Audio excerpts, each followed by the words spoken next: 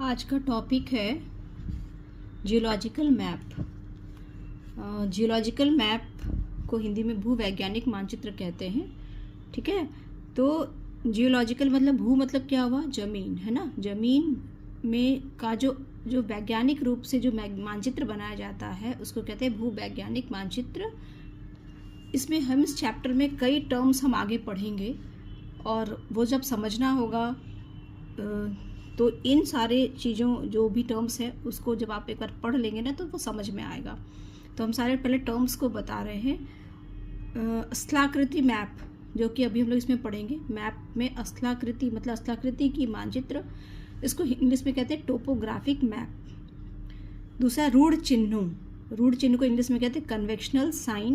That means कि map जो होता है उसमें हम छोटे छोटे साइन बनाते हैं अकॉर्डिंग टू नेचर। जो बन में वो नहीं बनाते, अकॉर्डिंग टू नेचर साइन बनाते हैं ताकि उस मैप में हमको किसी भी चीज़ को जो दिखाना होता है वो साइन से हमको पता चल जाए कि वो क्या दिखाना चाहते हैं। तीसरा सैल दृश्यांशों, मतलब ये है कि जो ऐसा सैल जो दृश्य में आ रहा हो, देखने में आ रहा हो, जो दिख रहा हो, उसको इंग्लिश में कहते हैं रॉक आउटक्रॉप्स। सैल संस्तरों, सैल मतलब हो गया रॉक, संस्तर मतलब क्या हो गया लेयर।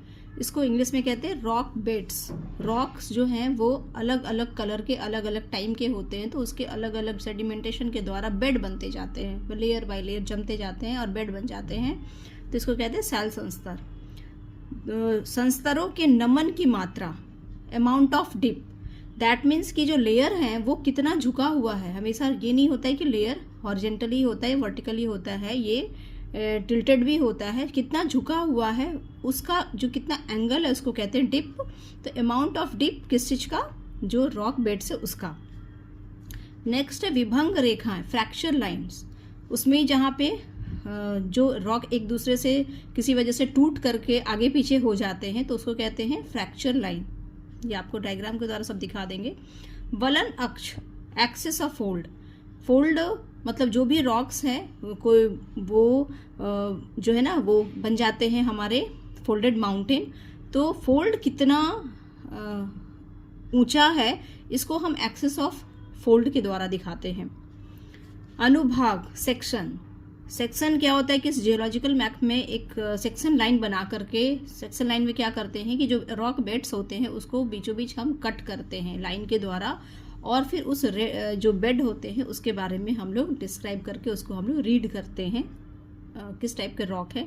तो ये सेक्शन लाइन बनाना पड़ता है जियोलॉजिकल मैप में ताकि हम लोग उसका डिटेल पढ़ सके रॉक्स के बारे में, बेड्स के बारे में।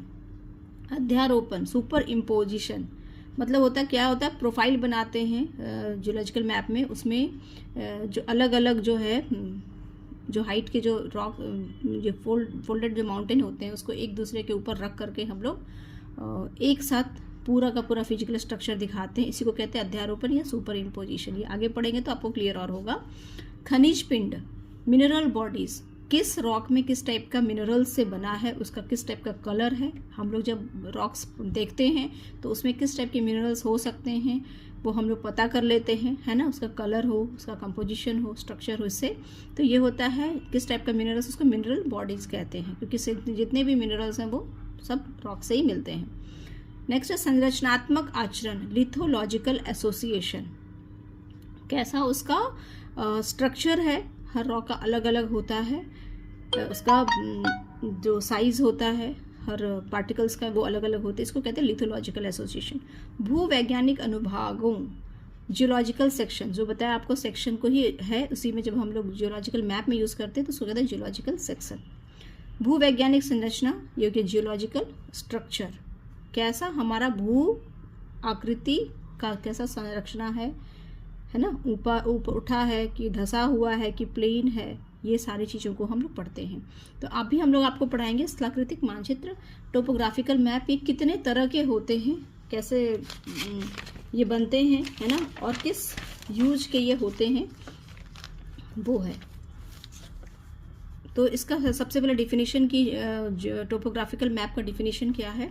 किसी क्षेत्र के स्थलाकृति मानचित्र या टोपोग्राफी मैप पर रूढ़ चिन्हों अथवा छाया विधि के द्वारा विभिन्न प्रकार के सैल दृश्यांशों, रॉक आउटक्रॉप्स के वितरण एवं स्वरूप का चित्रण भूवैज्ञानिक मानचित्र कहलाता है। मतलब क्या हुआ कि स्थलाकृति का जो मानचित्र है उसमें जो भी चीज़ें हैं, पहाड़ है, मैदान है, नदी है, जो भी चीज़ें हैं, उसको हम जो मैप जब बनाते हैं तो उसमें हम इन सारी चीज़ों से दिखाते हैं कन्वेंशनल साइन से। जैसे कहीं पे ट्री है, फॉरेस्ट है, रिवर है, उसको हम साइन से बनाते हैं दिखाता कि हमको दिख जाए, पता चल जाए यहाँ पे ये चीज़ें हैं। दूसरा छाया विधि, मतलब शेड बनाते हैं हम लोग, पेंसिल से शेड कर लेते हैं। कहीं पे डार्क शेड करते हैं जहाँ पे घना होता है, जहाँ पे कम घना होता है कोई भी चीज़ वहाँ पे लाइट शेड करते हैं। साथ में हम लोग कलर भी यूज़ करते हैं। और इस ढंग से जो रॉक्स आउटक्रॉप्स हैं, मतलब जो रॉक्स दिख रहे हैं, उसको भी हम लोग ब्राउन कलर से दिखाते हैं। ये सारी चीज़ों से जब हम दिखाते हुए कोई मैप बनाते हैं स्थलाकृति का, तो वो कहलाता है भूवैज्ञानिक मानचित्र। तो इसका डेफिनेशन ये हो गया, आपको समझ में आ गया। अब इन चीज़ में है कि सेक्शन बनाते हैं। इस मानचित्र में अनुभाग सेक्शन बनाकर सैल संस्तरों की मोटाई, नमन की मात्रा व दिशा तथा अध्यारोपण आदि को प्रकट किया जाता है। संकेत में सबसे निचले खाने में सबसे पुरानी सैल को प्रदर्शित करने वाली छाया बनाया जाता है। ऊपर की ओर क्रमानुसार कम आयु वाली सैल दिखाते हैं। ये क्या है कि जितने भी बेड्स होते हैं सैल के बेड्स, क्योंकि एक तरह के सैल हर जगह नहीं होते हैं, उसके अलग अलग टाइम में जो सेडिमेंटेशन होता है तो अलग अलग रंग के हो जाते हैं, अलग अलग समय के हो जाते हैं। उनका जो मिनरल्स और जो स्ट्रक्चर होता है ना, कण के, वो भी अलग अलग होते हैं।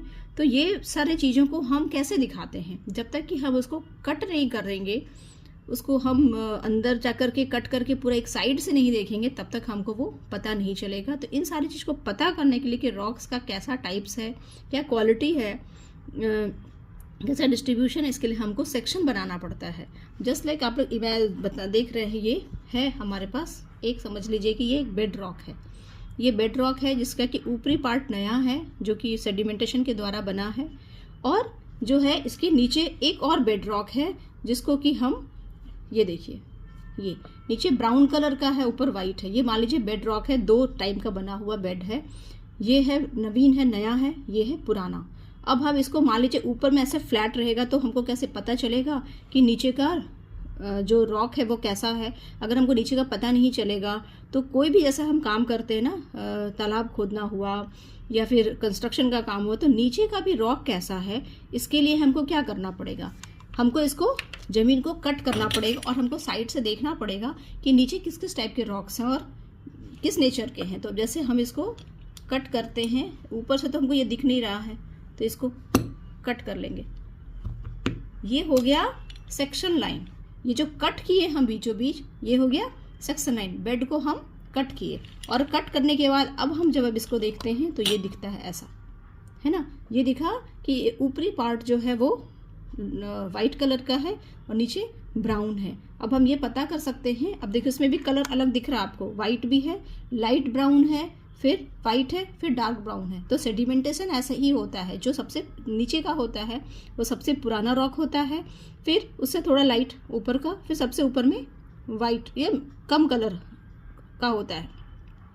और ये इससे पता चलता है ये बेड हो गया एक तरह से, है ना। दोनों 2 बेड हो गया, इसमें आपको 3 बेड भी कह सकते हैं, लाइट ब्राउन कलर का 3 बेड हो गया, आपको 3 बेड दिख रहा है कट कर। तो ये जो काटने की जो प्रक्रिया है इसी को कहते हैं सेक्शन लाइन। किसी भी बेड को हम काट देते हैं, काट करके बाद फिर हम इसको सेक्शन लाइन के द्वारा हम इसको स्टडी करते हैं कि वो अंदर किस टाइप के रॉक्स हैं। अब हम लोग ये समझ में आ गया कि जियोलॉजिकल मैप क्या है। इस भूवैज्ञानिक मानचित्र का उपयोग कैसे करते हैं हम लोग, इसका क्यों, क्या जरूरत है हमको, ये जियोलॉजिकल मैप की क्या आवश्यकता है, नीचे रॉक्स का स्टडी करने की क्या आवश्यकता है। तो ये बहुत ही इम्पॉर्टेंट है हमारे डेवलपमेंट के लिए, है ना। जितना भी हमारा डेवलपमेंट हो रहा है, इतने बड़े बड़े बिल्डिंग्स बन रहे हैं, पुल बन रहे हैं, रोड बन रहे हैं, फैक्ट्री बन रहा है, तो इसमें हमारे मेट्रो बन रहा है, आपका अंडरग्राउंड पासेस जो बनता है ना।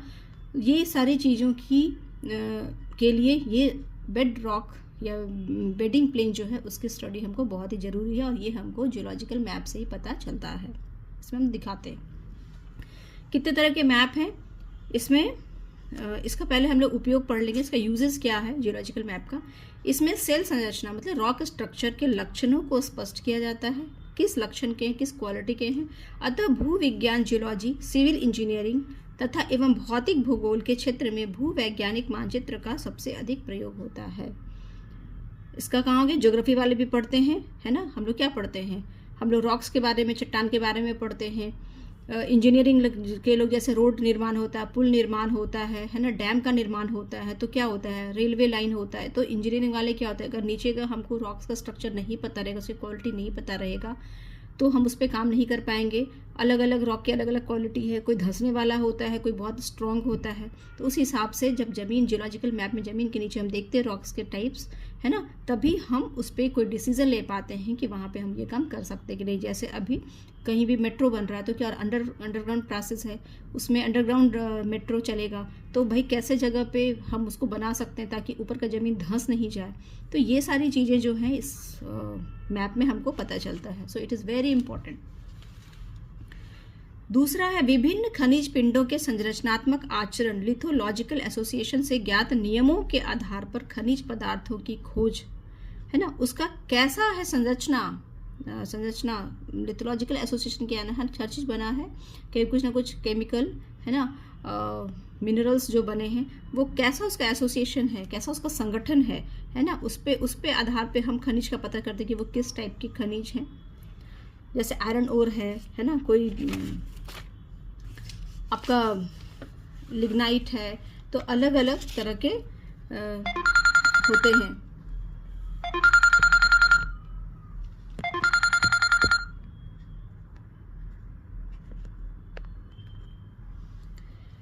सिविल इंजीनियरिंग के संबंध में कार्य जैसे बांध निर्माण, सीवर नलों का बिछाना, पुल निर्माण, सुरंग बनाना, अपरदन नियंत्रण, भवन निर्माण सामग्री इत्यादि भूवैज्ञानिक मानचित्र तथा भूवैज्ञानिक अनुभागों से जानकारी प्राप्त होता है। ये जितने भी सिविल इंजीनियरिंग के कार्य हैं, है ना, ये सब में हमको टाइप ऑफ जो नीचे का रॉक्स है, सॉइल है, ये जाना बहुत ही जरूरी है। इसके बगैर हमारा कार्य नहीं होता है। तो ये सारी चीज़ें हमारे जो है हमारी यूज़ के लिए बहुत है। भूवैज्ञानिक मानचित्र के प्रकार, कितने प्रकार हैं ये, किस किस टाइप के मैप बनते हैं। भूपृष्ठीय मानचित्र, दृश्यांश मानचित्र, संरचनात्मक मानचित्र, क्षेत्रीय मानचित्र, surficial map, outcrop map, structural map और एरियल मैप। पहला पढ़ेंगे पृष्ठीय मैप, जिसको सरफेशियल मैप कहते हैं, मतलब जो सिर्फ ऊपर का पृष्ठ का जो है ना स्ट्रक्चर हम देख पाते हैं। पृथ्वी का पृष्ठीय सैल की प्रकृति एवं वितरण प्रदर्शित करते हैं। इसमें सैल किस टाइप का सैल है ऊपर से जो दिख रहा है, साथ में इसका वितरण कितना है, कितने दूर में क्या क्या कौन कौन सा सैल का डिस्ट्रीब्यूशन क्या है वो हम पता करते हैं। जैसे सरिता बजरी, कहीं पे भी नदियों के द्वारा लाया हुआ जो सॉइल ये होता है ना सैंड, उसको जो बिछा देते हैं वो कहाँ कितने एरिया में है। सरिता जलोढ़क, हिमनद बजरी, हिमनद के द्वारा, है ना, ग्लेशियर के द्वारा कहाँ पे सेडिमेंटेशन हुआ है, नदी के द्वारा सेडिमेंटेशन कहाँ पे हुआ है, ये सारा दिखाई देता है ऊपर से ही। आप कभी भी देख लोगे हिमालय के तराई भाग में बड़े बड़े बोल्डर्स होते हैं, फिर जैसे जैसे नीचे जाते हैं मैदानी हिस्सा में उस पत्थर के साइज छोटे होते जाते हैं, लास्ट में फिर हमको बालू के कण मिलते हैं। तो ये सारी चीज़ें इस मैप में दिखते हैं। इसका उपयोग कहाँ है, इंजीनियरिंग का। जल आपूर्ति की समस्या, कहाँ पे ऊपरी लेयर में क्या है, जहाँ पे रिवर होगा वहाँ पे हमको जल आपूर्ति आराम से मिलेगा, है ना। वाटर लेवल क्या है, मार्ग चयन, कोई भी सड़क है वो किस टाइप की ज़मीन पे ताकि दलदली ना हो, है ना, वहाँ पे हम रोड बनाने में आसानी होता है इसके द्वारा। हवाई अड्डों की स्थिति, हवाई अड्डा कहाँ पे बन सकता है। भवन निर्माण, बड़े बड़े अपार्टमेंट्स, फ्लैट्स जो बिल्डिंग्स बनते हैं वो कहाँ पे किस टाइप की ज़मीन होगा वहाँ पे बनाया जा सकता है जहाँ पे गिरने की संभावना ना हो। जलाशय, तालाब भी जो बनाते हैं, डैम बनाते हैं, वो कहाँ पे बना सकते हैं। तो ये सारी चीज़ों का यहाँ पे यूज होता है इस पृष्ठीय मैप का या सरफेशियल मैप। इसका फोटोग्राफ्स आपको दिखा दे रहे हैं। नेक्स्ट है दृश्यांश मानचित्र, आउटक्रॉप मैप। इसमें क्या है कि ऐसा मैप जिसमें कि सिर्फ हमको रॉक्स दिखते हैं, हमको मिट्टी या उसके ऊपर के वेजिटेशन से कोई मतलब नहीं है, रिवर से कोई मतलब नहीं है, हमको वहाँ पे क्रॉप्स को हम रॉक्स को दिखाते हैं। इसमें कैसा होता है, पृष्ठीय पदार्थ के नीचे आधार सेल, है ना, ऊपर का भाग मिट्टी हटा दिए, उसके नीचे आधार सेल होती है, इसको दिखाते हैं, जो अपर्दन द्वारा पदार्थ हट जाने के कारण दिखलाई देती है। इस मानचित्र में आधार सेल दिखाई जाती है, मतलब नीचे का जो रॉक है उसके बारे में हम लोग चर्चा करते हैं।